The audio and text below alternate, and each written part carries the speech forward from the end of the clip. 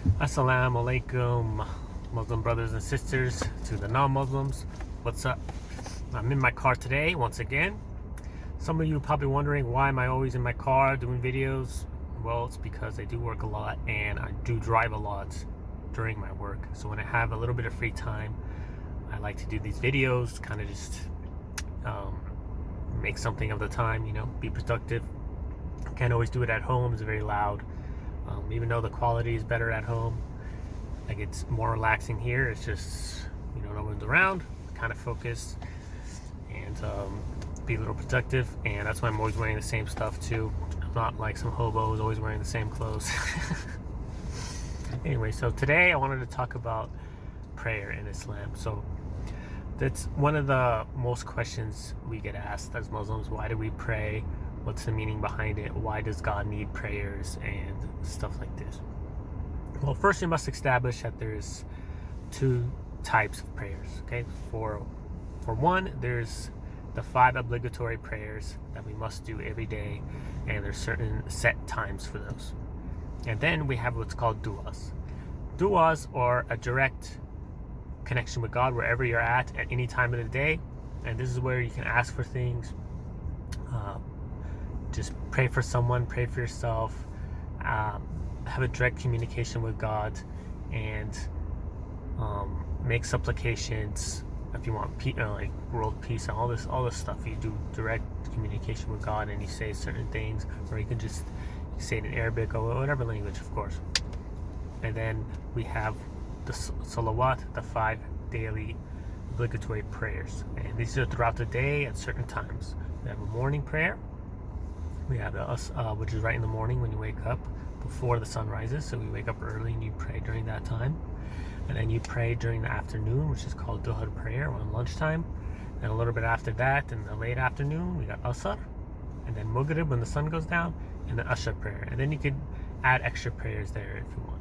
So these prayers, there's certain things we have to say during the prayers. And from the Quran, we recite the Quran during the prayers. And we do the what's called sujood, where we bow down to God, and this is all to remember God. Obviously there's a reason behind that, but first we must establish that God doesn't need our prayers and our worship. He's always going to be great. It's for us. The prayers are for us.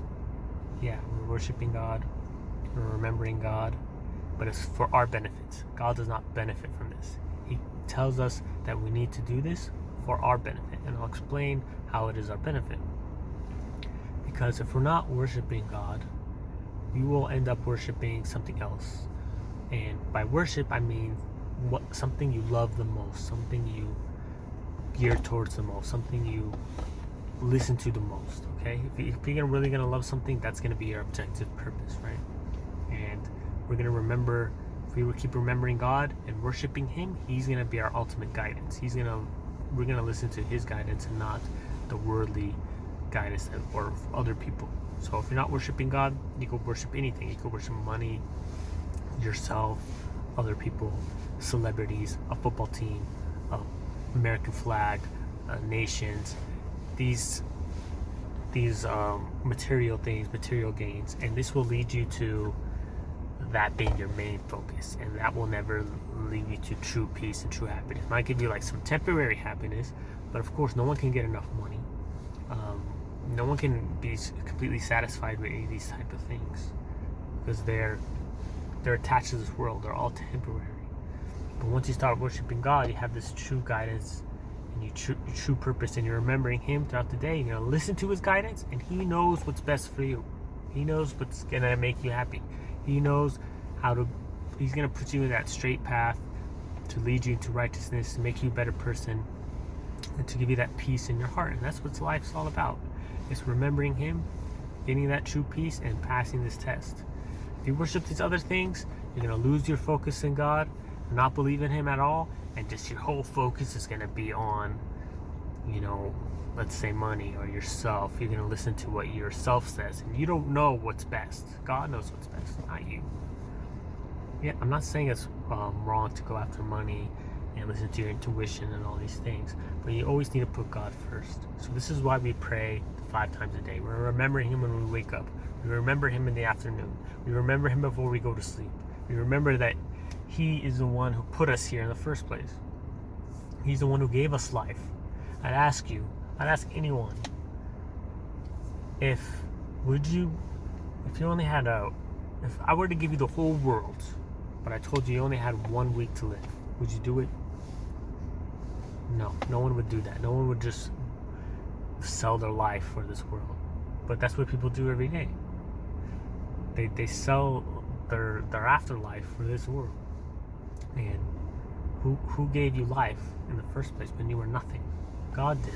He gave you life. So why can't you remember Him? You can't remember Him a little bit throughout the day, 5 times a day? So this is why. We remember our Creator. We remember we were nothing and He gave us life. And it humbles us.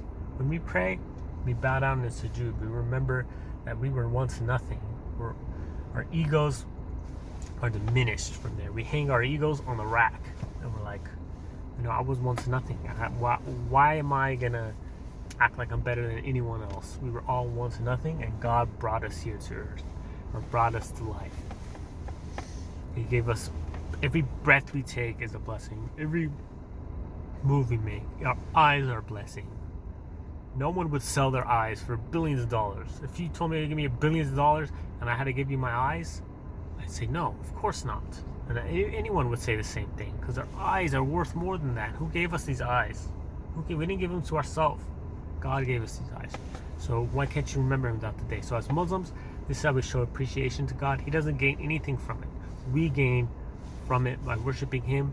We get true guidance and our true purpose. We listen to His guidance, and it's better for us. We gain true peace by doing that. That's our true purpose. Islam is such a beautiful thing. It really is. It builds your connection with your Lord. We don't need to go to a church to worship God. We can do that at home. We can go to the mosque. When we do a dua, we can speak to God directly, and we don't need to go through a priest or go through, some preacher, someone who's close to God. No, we're all close to God, and God's close to us. We're closer to our jugular vein. That's what He says in the Quran. Close to the jugular vein. And that makes sense. If God put us here, we should be able to talk to Him directly, and through His knowledge. Alhamdulillah. Thank you guys for watching. If you're watching on Instagram, subscribe to YouTube. If you're watching on YouTube, follow on Instagram. These are my 2 main platforms. I also have a Facebook. I'm really trying to get this going. I'm going to be in another video on the Palestine-Israeli conflict coming up soon. There was a ceasefire, so we're going to talk about that and what are the implications on that, and what's going to be happening next, what we do now in that cause. So stay tuned for that. I'm hoping to get some Christians on soon to talk about their ideas on the conflict and maybe get into their theology, and inshallah get into some liberalism. But let me know what you guys want me to talk about, and we'll put it out there, inshallah. Assalamu alaikum wa rahmatullah wa barakatuh.